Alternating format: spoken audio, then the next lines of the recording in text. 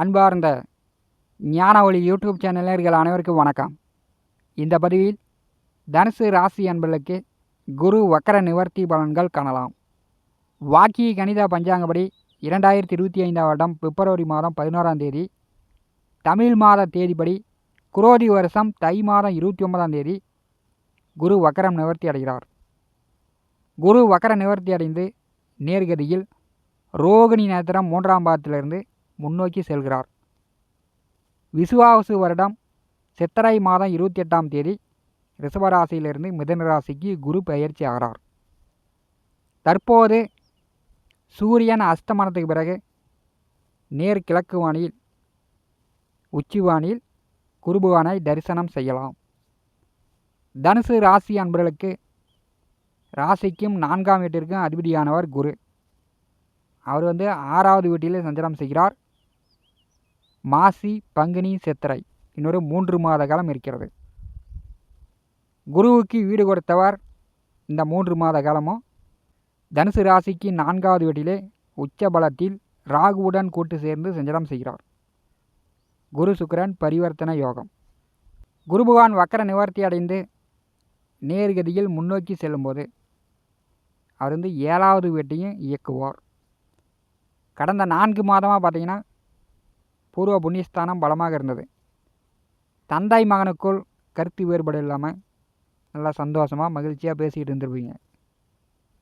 இப்போ குரு பகவான் நேர்கதியில் முன்னோக்கி செல்லும் பொழுது 7வது வீடு இயங்கும். பல நாள் திருடன் ஒரு நாள் அகப்படுவான் என்று பெரியோர்கள் பழமொழி சொல்வார்கள். உதவி செய்தாலும் அதனால் உபத்திரம் உண்டு அப்படிங்கிறத இந்த கால நேரத்தில் தனுசு ராசி அன்பர்கள் புரிந்து கொள்வீங்க. தனுசு ராசி அன்பர்களுக்கு இப்போ சந்திர திசை நடந்துச்சுன்னா, ராகு திசை நடந்துச்சுன்னா கொஞ்சம் கஷ்டங்கள் கூடுதலாக தெரியும். ஏன்னா சந்திரன் தனுசு ராசிக்கு அஷ்டமாதிபதி.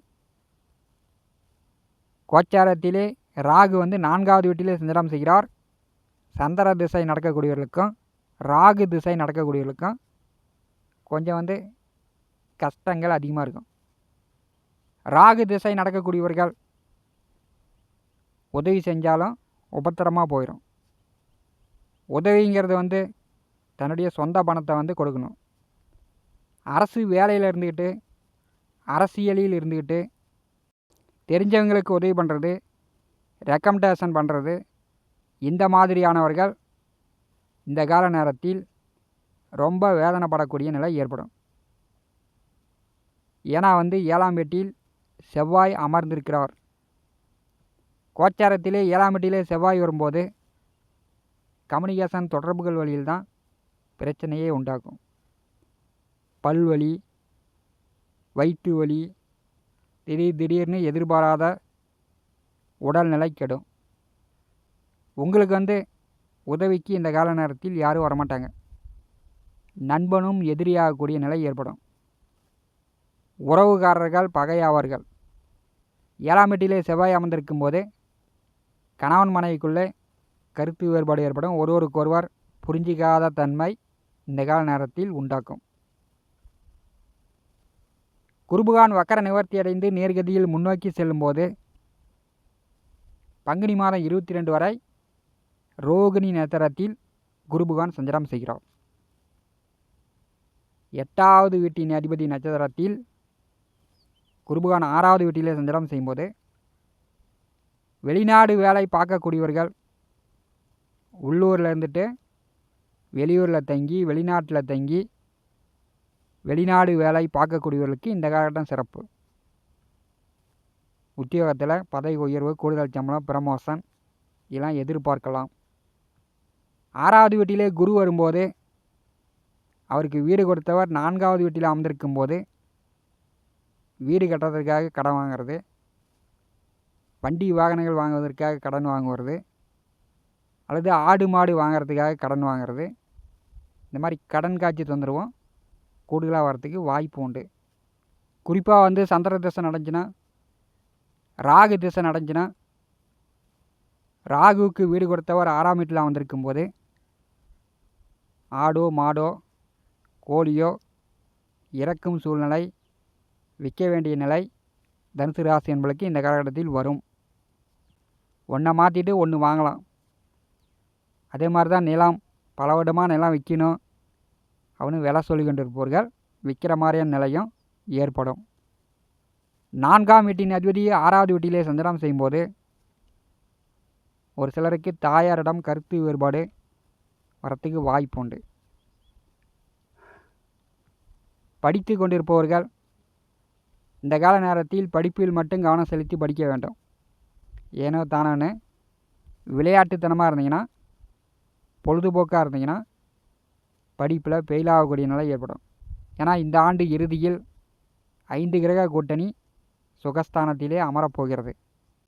படித்து கொண்டிருப்பவர்கள் படிப்பில் கவனம் தேவை. குருபகவான் வக்கர நிவர்த்தி அடைந்து அவருடைய 5ஆம் பார்வை கேது பகவான் மேல் விழுகிறது. வண்டி வாகனம், ட்ராவல்ஸ், கனரா வாகனம், பஸ்ஸு, இந்த மாதிரி வண்டி வாகன தொழில் செய்யக்கூடியவர்கள், வண்டி வாகன ஓட்டுநர்களுக்கு பெரும்பாலும் நன்மை தான். 4ஆம் வீட்டில் ராகுவும் 10வது வீட்டிலே கேதுவும் அமர்ந்திருக்கும் போது புதுசாக இன்னும் 2-3 வண்டி கூட தொழிலுக்காக வாங்கி விடலாம். குருபகவானுடைய 5ஆம் பார்வை கேது பகவான் மேல் விழும்போது இன்னொரு 3 மாத காலம் இருக்கிறது. தனுசு ராசிக்கு 9வது வீட்டிற்கு கேது வரப்போகிறார். உள்ளூரில் இருக்கக்கூடிய சிவன் கோயிலுக்கு சென்று ஒரு நாள் வியாழக்கிழமை நாள் கோயிலில் குப்பை கோலங்களை கூட்டி சுத்தப்படுத்துங்க. தொழில் வளர்ச்சி அடையும். எந்த வேலையில் இருந்தாலும் நிரந்தரமாக நல்ல வருமானத்தை கொடுக்கும். பதவி உயர்வு, கூடுதல் சம்பளம், ப்ரமோஷனை ஏற்படுத்தும். கேது பகவான் 9ஆம் வீட்டை நோக்கி சென்று கொண்டிருக்கிறார். தந்தை மகனுக்குள் கருத்து வேறுபாடு இல்லாமல் பார்த்துக்கலாம். சிவன் கோயிலில் ஒரு நாள் பராமரிப்பு வேலை செய்யுங்க. வியாழக்கிழமை செல்லுங்க. உங்களுக்கு தொழில் வளர்ச்சி நன்றாக இருக்கும். வருமான குறைபாடு நீங்கும். குடும்பத்தில் பெரும்பாலும் சண்டை சச்சரவு இல்லாமல், நோய் நொடி இல்லாமல் தனுசு ராசி என்பவர்கள் பாதுகாத்து கொள்ளலாம். குருபகவானுடைய நேர் 7ஆம் பார்வை 12வது வீட்டின் மேல் விழுகிறது. அயன சைன போக விரைய மோட்சஸ்தானத்திலே சனி பகவானுடைய 10ஆம் பார்வையும் விழுகிறது. குரு சனி 2 கிரகங்கள் 12வது வீட்டை பார்வை செய்யும்போது எதிர்பாராத பணச்செலவுகள் உண்டு. படுத்தா நிம்மதியாக உறங்க முடியாது. இதே ஒரு வழியில் உறக்கம் கெட்டு போகும். விரையாதிபதி செவ்வாய் தனுசு ராசிக்கு 7வது வீட்டிலே அமர்ந்திருக்கிறார். அப்போ வேதனையை கொடுக்கும். குருபகவானுடைய 9ஆம் பார்வை தனுசு ராசிக்கு 2வது வீட்டின் மேல் விழுகிறது. சொன்ன சொல்லு கொடுத்த வாக்கை காப்பாற்றலாம். பெரும்பாலும் கடனை கொடுத்து அடைப்பதற்கு வாய்ப்பு உண்டு. அதுக்குண்டான வருமானத்தை கொடுக்கிறது. உங்களுடைய சுய ஜாதகத்தில் நல்ல திசாபுத்தி ஒன்றுச்சுன்னா திருமணம் நடப்பதற்கான வாய்ப்பு உண்டு. அதாவது பங்குனி மாதம் 22ஆம் தேதிக்கு பிறகு செவ்வாய் நட்சத்திரத்திலே குருபகவான் சஞ்சாரம் செய்யும்போது வரன் பார்த்து கொண்டிருப்பவர்களுக்கு வரன் செட் ஆகும். உடனே திருமணம் செய்யலாம். நிலம், வண்டி, வாகனம், சொத்து வழியில் கடன் இருந்தால் கொடுத்து அடைக்கலாம். பங்குனி 22க்கு பிறகு கடனை குறைத்து விடலாம்.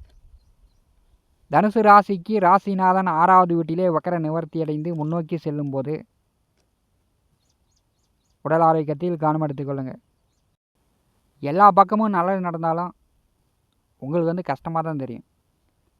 ஏன்னா ராசிநாதன் சத்துருஸ்தானத்திலே சஞ்சாரம் செய்யும்போது தனுசு ராசி என்பர்கள் நீங்கள் மற்றவர்களிடம் கோபமாக பேசி சண்டை சச்சரவுகளை ஏற்படுத்தி கொள்ளாமல் இருந்தாலே 6ஆம் வீட்டிலே சஞ்சாரம் செய்யக்கூடிய குரு வழக்கு, வில்லங்க, கோர்ட்டு கேஸுன்னு செல்லாமல் பார்த்துக்கலாம்.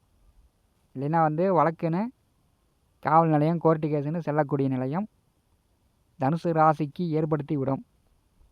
கோச்சாரத்திலே 6ஆம் வீட்டிலே குரு வரும்போது காவல் நிலையம் ஒரு நாள்னாச்சும் போயிட்டு வர மாதிரி நிலை ஏற்படுத்தி விடுவார். அது இல்லாமல் பார்த்துங்க. இந்த காணொலியை பற்றி உங்களுடைய மேலான கருத்துக்களை நம்முடைய கான்பாஸில் பதிவு செய்யுங்கள். நம்முடைய ஞான ஒளி யூடியூப் சேனலை பார்த்து கொண்டிருக்கக்கூடிய அன்பர்கள், இதுவரை சப்ஸ்கிரைப் செய்த அன்பர்கள் மறக்காமல் நம்முடைய சேனலை சப்ஸ்கிரைப் செய்து கூட இருக்கின்ற ஆல் பட்டன் அழுத்திங்க. தினந்தோறும் நம்முடைய சேனலில் ஜோதிட பலன்கள் பதிவிடப்படும். உடனுக்குடன் பார்த்து பயன்பெறுங்கள். நன்றி, வணக்கம்.